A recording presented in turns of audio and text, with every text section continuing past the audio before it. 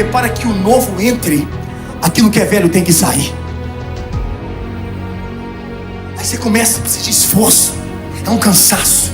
E você vai organizando, você vai tirando aquelas ruínas, entulhos. E Deus essa noite está sendo muito assertivo.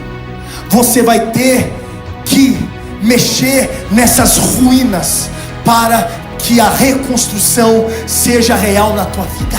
Deixa as ruínas lá para trás, deixa o seu passado e vença a oposição, vivendo uma vida, o novo de novo na presença do Senhor.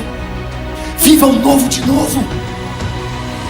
É perdão, vai lá, procura amanhã, pede perdão, conserta, tampa as brechas, mas vai ser feliz.